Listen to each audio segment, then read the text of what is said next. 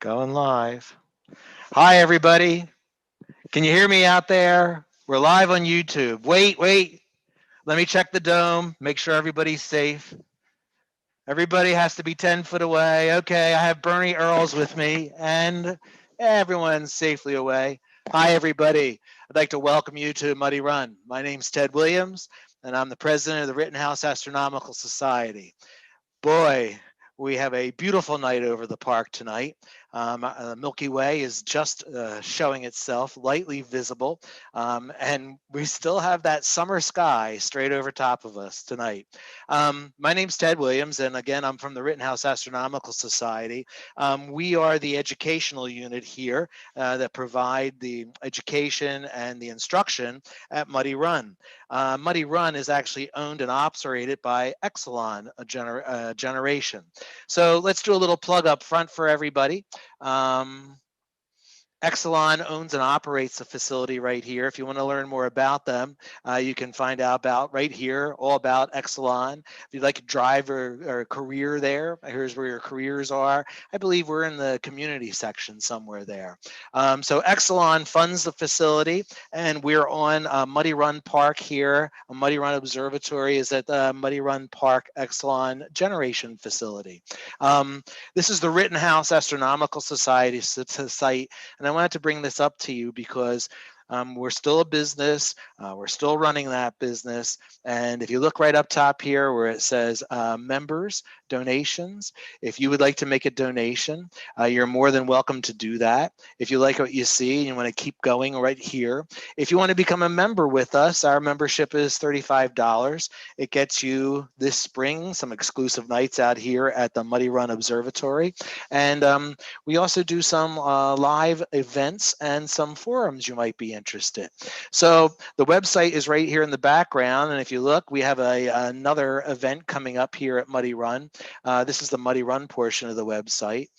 Down here, we have our next open house on December 19th.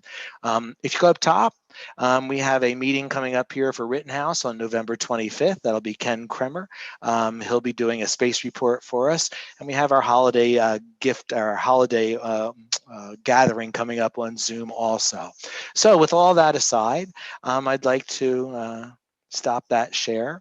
And what I'd like to do is introduce you to Denise Vecca. Denise is our educator, and she works with Rittenhouse Astronomical Society. We like to refer to her sometimes as Mistress of the Universe. So Denise, how about you take it away for us tonight? Hi, everybody. It's Denise, one of the educators here at Muddy Run Observatory. My company is Stars on the Move, and I'm here to do a planet report for you tonight for our open house. So I'm going to share my screen, and we're going to get started with, let's share my whole screen, and let's start with Keynote. I figured I'd put some beautiful fall leaves in there. The leaves are changing. It looks really beautiful out. And we're just past the midpoint of fall. So we're headed in to those crisp, clear winter skies where you can see all those beautiful bright stars. Some of the brightest stars are up in the wintertime. So lots of great things to look at in the sky. But I'm going to give us a planet report. So we're going to talk about what planets are up there. There's a couple in the early evening, one almost all night long, and a few in the morning. So let's get started. Since the last time we spoke, NASA has actually done a touch and go sample on an asteroid. Here's the asteroid. It's called asteroid Bennu. One of our friends here at the observatory, Coralie Adams, she is the navigator on the OSIRIS-REx mission that actually worked on this, and hopefully she's going to update with all the data and all the wonderful stuff and information we're going to learn about this touch and go sample. And I got this movie from Astronomy Picture of the Day, and basically what happened is they sent the spacecraft down, it sent out an arm, blew some soil into the collection sample cup on the arm, and it went back into the spaceship and is flying home right now. So we're going to be able to see what the composition is of this asteroid once they find out when it gets back home. So we'll update you as we have more information on that. If you're interested, go to Astronomy Picture of the Day. Now, they have all kinds of pictures on there, but we have photographers right here at the observatory. Larry Hubble and Al Ryan, just to name a few, and they were nice enough to lend me some of their pictures to use in this presentation. And as we can see, we got a great view of Jupiter, which is the brightest thing in the sky right now in the early evening. It's in the southwest. It's up at 5 o'clock, as soon as it gets dark, but it's gone pretty much by about 8:15, 8:30. And in this great shot, we not only see moons of Jupiter, but we can see shadows of the moon on Jupiter. That's always something fun to look at. And I've been able to see moons of Jupiter, not necessarily the shadows, but the moons, even in a pair of binoculars. So if you don't have a big telescope or even a little telescope, you can use binoculars to see those moons, but you don't need anything just to go out and see Jupiter. Go out, look towards the southwest at sunset, and there it is. And right next to it is the planet Saturn. Now, Saturn tilts as we see it. And when this picture was taken, it was nice and tilted so that we could see the rings beautifully. We can even see the gap between the rings. There's even some moons floating around in there.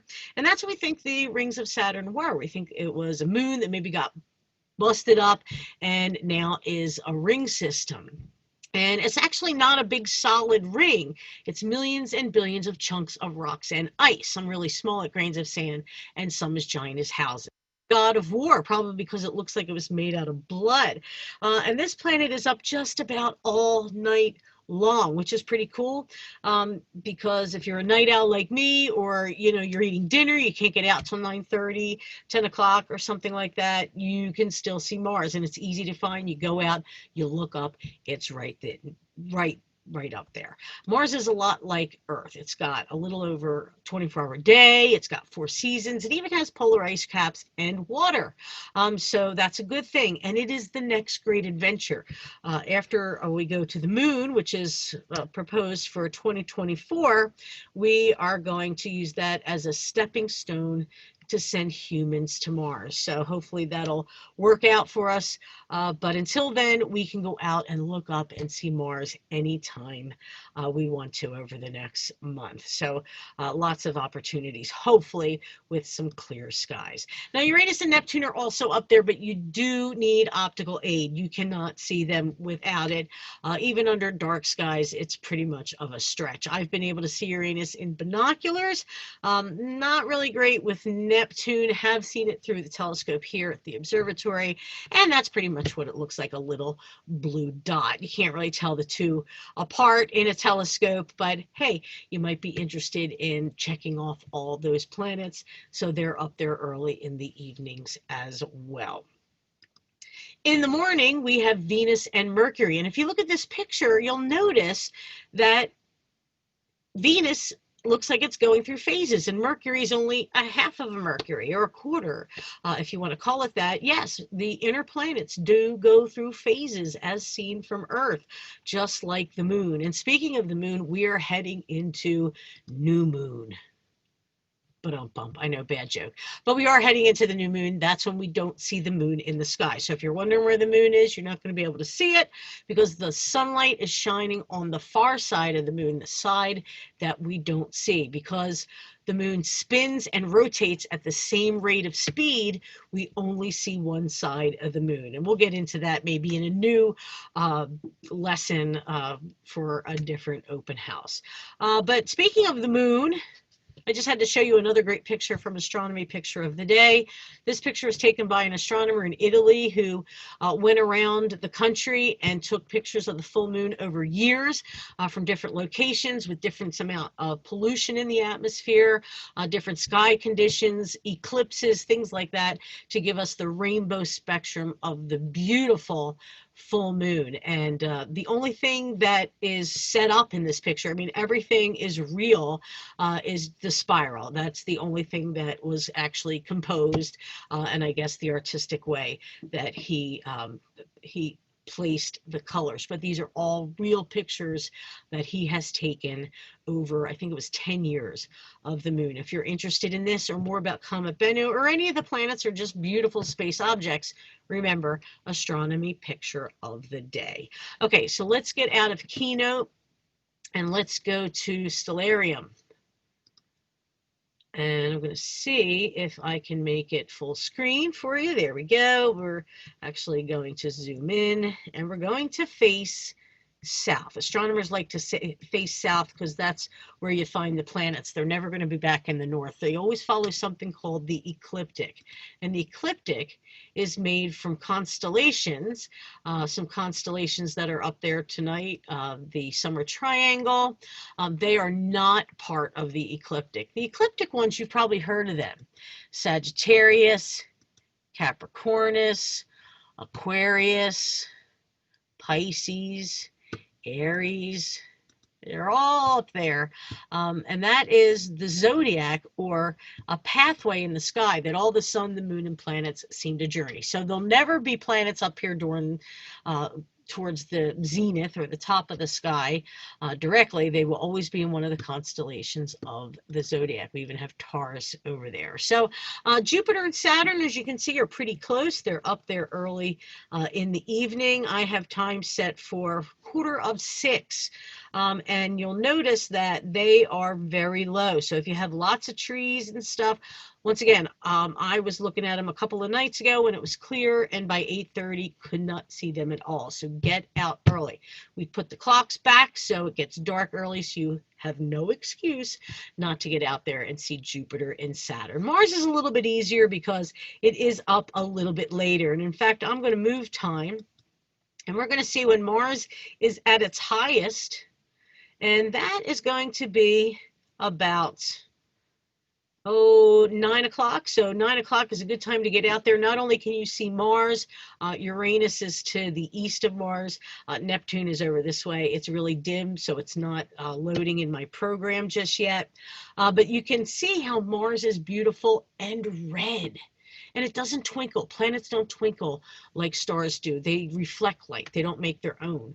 But while you're out there, look at Mars and look all the way on the eastern horizon and see if you can find Betelgeuse. It's red, it's twinkling, it's getting bright again.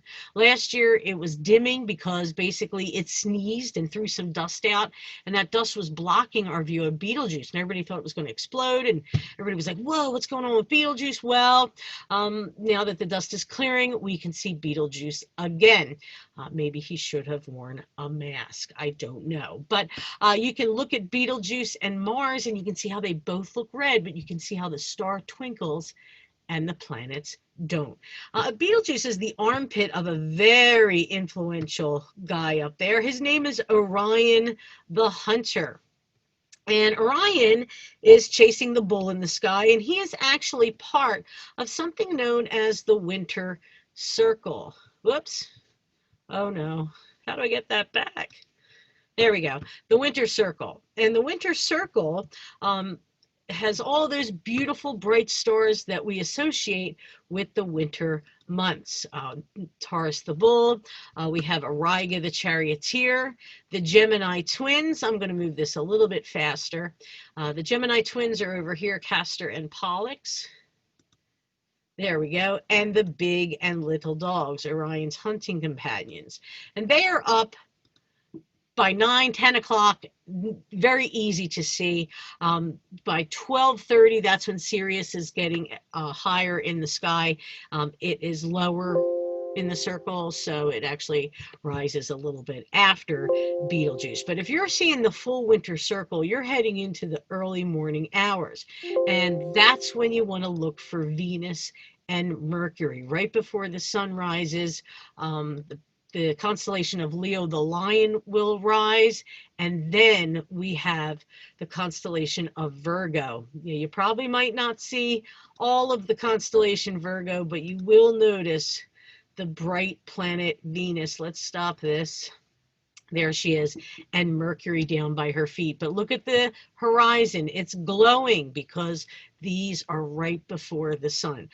Venus is up by about 5:30-ish, Mercury around then 2. So by 6:30, your chances are you're not going to be able to see them with your unaided eye. But if you are using binoculars or a telescope, please be careful because they are very close to the sun and you don't want to do anything and mess up your eyes. So please be careful if you are observing Mercury, especially because it is close to the sun. But try it, get the binoculars out. Don't look at the sun, find Venus. Mercury should be directly below it. So some fun things to look for. Actually, it's a little bit more to the east of Venus rather than below, but you should have some great stuff to look for. Jupiter and Saturn early in the evening, Mars almost all night long, and Uranus, Neptune, if you have a small telescope and you want to bust it out for those, and then Venus and Mercury. See if you can see what phase Venus is in. That's your homework. No homework. Just have fun with it. Have clear skies, everybody, and I hope you enjoyed yourself tonight. And I think Ted Williams is going to be doing a little bit more deep sky tour with you, so we're going to learn even more things you can find in the skies. Thanks for coming to our open house here at the observatory, and we will see you again real soon. Thank you so much. Signing off.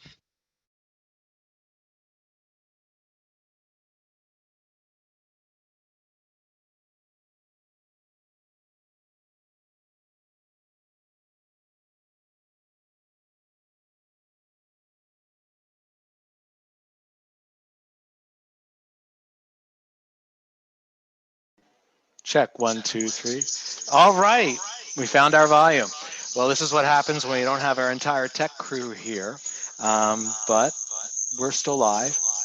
We're out here at the park, and Denise set us off really nice because she does a very great tour of the night sky for us. What I'd like to do is take us a little bit further, as she had said. I'm going to try to share my screen now. This one's going to be Sky Safari. I think she had that there for just a second.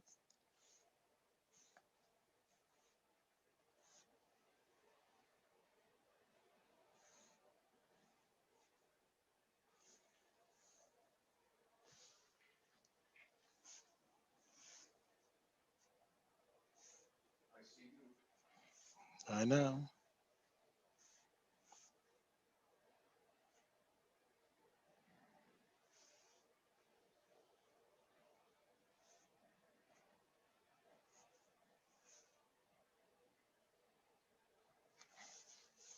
Hmm.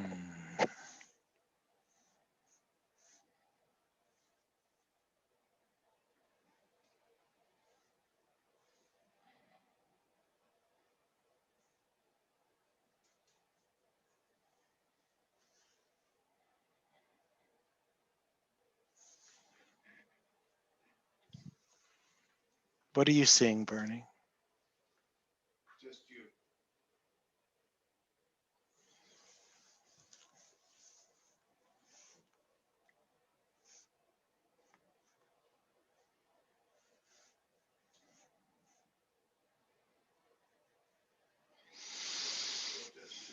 I know.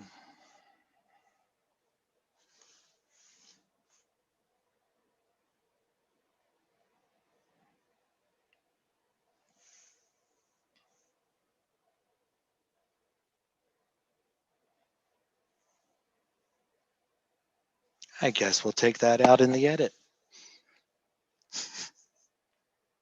Okay. And I hear some volume and I see the screen. So let's relax and take a look around. Denise had given you a tour of the zodiac constellations, and she was talking about that being the ecliptic path. So in this software, what I did is I turned the ecliptic path yellow. You can see that the planets, Jupiter and Saturn over here, Pluto's over there too, and you can see that Mars also were across that path. Denise had shown you all the different zodiac constellations that were there, and the reason these zodiac constellations became so popular was because everybody who watched the sky over a period of time noticed that Mars and Saturn and Jupiter slowly would move against the backdrop of the stars. Now, everything in the sky rises in the east and sets in the west. That's really because of an illusion of the Earth turning. But for those people who would watch night after night, you could slowly see Mars moving in the opposite direction, Jupiter, and for those people who watched for months at a time, we'd also see Saturn moving across the sky too. Um, if you had a telescope tonight, we could go into Jupiter and take a closer look at that. And many times the software actually sets you up for what you'd be able to see. So tonight, I believe we have a red spot that would be visible for us. The giant red spot is a huge storm on the surface of Jupiter. And you'd also be able to see a couple of Jupiter's moons like Io, Ganymede, Callisto, and Europa up there. These are all views that you can expect to see in a small telescope. The red spot can be difficult, a little bit of a challenge. Looking at a telescope is a little bit of a skill set that you develop. So she also talked about the summer triangle. She alluded to three bright stars up there, Deneb and Vega and Altair. And by the way, Denise, I really like the pictures that you had of the moons that were there. We're going to look for an object possibly at the very end of our talk tonight that's almost the size of a full moon. But these three constellations, Cygnus the Swan, you see in front of you, Lyra the Harp, and also Aquila the Eagle. Well, because it gets dark so early, they're just over top, a little bit to the south or west side of the sky. But because it gets dark so early now, we actually get a good view of them early on. So we're still looking at them, and I don't want them to get too close to the horizon out there. So maybe I should show you what Bernie Earls has in the telescope for us. If I were to zoom in a little bit closer here, this is called Sagitta, the arrow. But what we decided tonight that we try to take a little bit of a look at, because we have a nice clear sky, is something that astronomers have referred to as the Dumbbell Nebula. What it really is a star that exploded quite a long time ago. So Bernie, this is the first we've been able to do this one. If you turn your audio on over there, you'll be able to talk with us also. Hello. And I'm going to stop sharing my screen. And what I'll do is I'll let you share yours.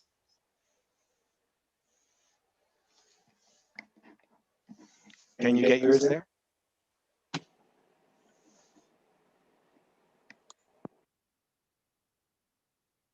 And how about after you do, you might turn your mic off because I get a double feedback. Do you have me now? I can hear you. Okay. So what Bernie has done here is he's hooked a live video image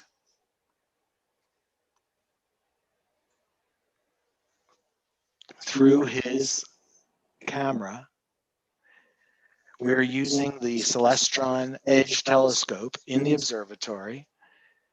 And I think you might want to turn your stacking off for a minute, Bernie, and then maybe turn it back on.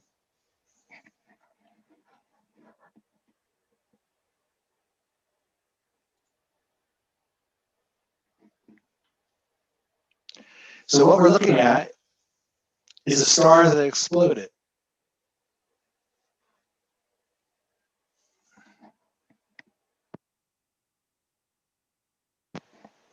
And what Bernie's going to do is try to stack a couple images on top of each other so we can bring that view in a little bit better.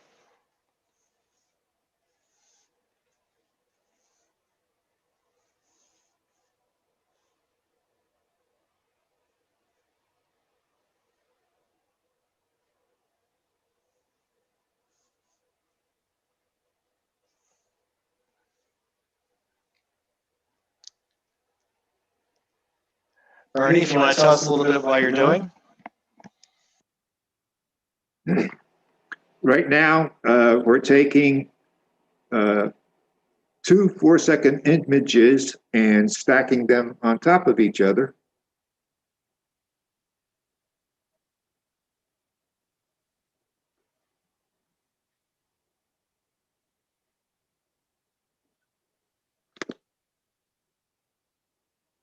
All these controls on the left, which I'm still learning, are to create the image. You have several options, and it's a learning curve. So Bernie, cut your mic a second, and I'll talk a little bit about the object that we've got here. M27 is known as the Dumbbell Nebula. It's a planetary nebula, and this is confusing to some people because it was originally named a planetary nebula because it looks like a planet in a poor telescope. So Our early astronomers who did not have scopes and video cameras like this, our astronomers would see these as they looked like small balls or small glowing spheres. So they called them planetary nebula because they're planet of they're planetary in shape. Uh, this planetary nebula is probably the very first one that was ever discovered object in the sky. It's fairly bright. Its visual magnitude is about 7.4. There's only one planetary nebula that's brighter than this one, and that would be the Helix Nebula over in Aquarius. Um, what you're looking at looks like two bright triangular lobes. There's a bright star towards the very center, and then what looks like two lobes coming out. It looks a little bit like a dumbbell in a small telescope. But what you're actually seeing is the dust and gas from a star that's exploded. This star went nova, exploded. That dust and gas shoots out into space. And what's left behind is a collapsing white dwarf, a small star in the core. So we've actually got a very good view of this one tonight. I can see the nebula very easily. I can see the white dwarf that's right there in the center also. The central white dwarf is about 60% of the mass of our sun. So as of all planetary nebulas, they all have these white dwarfs that have collapsed down inside their core. Well, thank you, Bernie, for sharing that view with us live through the telescope. And what I'd like you to do is you have to hit stop share on your screen.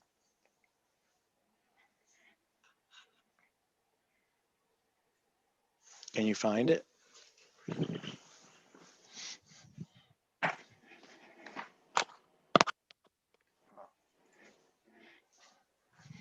Okay, thank you. I went over and got that. All right, let's try this again. Did I just pull that cord out? No. Okay, always great when you're live. So the Dumbbell Nebula is what we were looking at, and the region of the sky we were looking at was Vulpecula, the fox, right above another little-known constellation called Sagitta, the arrow. This would be the time to look for it. This is the very end of the year to catch something like this because the Dumbbell Nebula really is kind of like a summer sight that's over top of our heads for us, now headed over to the western horizon. So what's over top of us right now? Well, a great square of Pegasus. This is something that most people can see even in suburban light pollution, maybe not as easily in city light pollution. The great square of Pegasus always marks our fall sky for us, which we're well into that season. But if we look around here, when Denise was trying to talk about the winter circle, I have it highlighted here. It's also sometimes called the winter hexagon. So that hexagon has the bright stars Sirius at the bottom, over here to Rigel, a bright bluish star. Up here, the Hyades cluster contains Aldebaran, an orange star, Capella, a yellowish colored star, Castor and Pollux. Pollux is a little bit gold and Castor's a little bit white. And then back over here to Procyon, which they say is a steely yellow colored star. So if you want to see the most colorful things in the winter sky, these stars do show us the most color. Lots of stars show color. Problem is the star has to be bright enough so that the human eye can respond to it and see that color. And these stars happen to be very bright. So Sirius down here, a white star, a little bluish tinge. Rigel, definitely a giant blue star up there in our sky. Over here, Aldebaran has been known as a ruddy orange, and some people think it looks like a orange yellow sky or a gold star up in the sky. All the way up here to Capella. That's Denise's favorite star. Capella's the same color as our sun, beautiful gold colored star. It's actually a star system, multiple stars that are out there. And here we go, Castor and Pollux. Castor and Pollux have always been told as twin stars. If you look at them carefully, though, they're not really. Pollux has a gold color to it over there, and Castor over here, that has a white color to it. So if you're in the city and you're looking around for some sights that you might want to be able to see, two of them over here coming up for the winter, and we'll try to get this one in for our telescopes next month. We'll see if we can promise you guys to take a look at the Orion Nebula. The Orion Nebula is very easy to find. You can use a pair of binoculars and see it in suburban skies. You will not see it in city skies. When you're in rural skies, you don't need binoculars. You can look up and see a small glow of light, and the nebula right down in here will be probably the target we aim for next month. But again, those of you who have small telescopes at home, this is coming around now, time of season to be able to see it, a good object to look for. The Hyades and the Pleiades clusters. It's interesting because if you have a telescope, you might want to take a look at something like these. And the problem is, a telescope will give you too small of a field of view. The Hyades cluster tends to look like this inside a telescope view. You wouldn't even know you're looking at a cluster until you're able to back off. So the Hyades cluster is best viewed with a pair of binoculars. And again, it's well placed in the sky to take a good look at that. Pleiades cluster over here, the seven sister stars. Again, not really the best for a telescope, because in a telescope view, they would fill the entire view, something like this. And the nebulosity that you see here, that's actually a nebula, a dust cloud that's between us and the Pleiades star cluster. So although those look like very tempting targets for a telescope, those might be ones that you really get your binoculars out for. If you want some really nice telescope targets, over here in Auriga, they're all rising up. Binoculars, the minnow, what they call the flaming nebula. Some people call this the area of the minnow up in the sky. But over here, we have a couple Messier objects that are lined up in a row, really nice objects to take a look at. One of them right here is the starfish cluster. So let's take a look at that one. It's known as M38. Center a little bit on this one. And these are open clusters of stars. And open clusters of stars are the basic building blocks of our galaxy. So that's a fairly bright one. You can pick that one out pretty easily. And once you do, there are a couple in a row here that you can find. The starfish cluster that I just mentioned. If you go below, the pinwheel cluster, and you can catch both of these in the same field of view in a pair of binoculars. And although at first glance they might kind of look the same to you, after looking at it in a telescope, they really are very different. Each one of them has their own unique characteristics to it. So that would be a good site to take a look for. And again, if you have your telescope at home, another nice one down here, M37. Center this one, take a good look at this one also. Another beautiful star cluster, a lot more stars than this one, a lot more kind of like salt spread out across that nighttime sky for you. Again, three beautiful clusters to take a look at. They're all coming up in Auriga, the chariot driver. And that means right now, well, I have this set up, they're just coming up over the horizon. So 8:30, 9 o'clock, they'll be visible for us. And by the time you get to 10, 11, or 12 o'clock in the evening, they'll be perfectly position for you to pick out of the nighttime sky. Here's something that you might want to take a look for, and I've been playing around with this one, and I'll end on this one. A great double view for us. It's high enough in the sky right now, coming up to the meridian. In fact, should be easy for us to be able to catch this one. I have it right about here. It's right next to the Perseus star cluster. Sorry, everything's kind of spinning around here.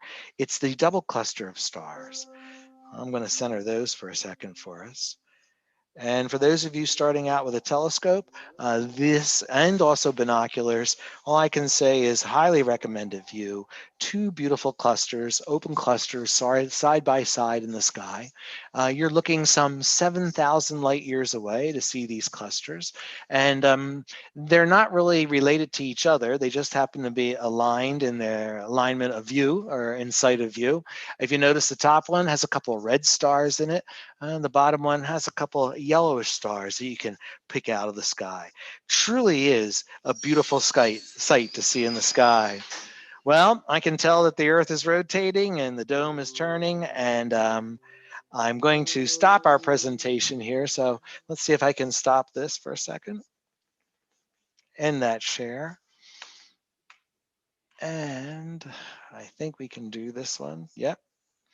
All right. So I'd like you to thank you for tuning in with us tonight. We were able to get a star talk from Denise, a little bit of planets out there. Bernie showed us a close-up view using our telescope right here at the observatory for a beautiful view of the Dumbbell Nebula. And I already made a promise that next month, if it's clear, we're going to try the Orion Nebula. It'd be high enough in the sky for us to catch it with our telescopes. So all I can say is it's been a great night. I'm glad I was able to share some of these views and this time together with everybody. I'd like to send a shout out to all the people here at the observatory. Remember, I know we're hunkered down because of the virus, but we're looking at ways to get more people out here, especially during the new year. So thank you very much for tuning in. And December, what was that?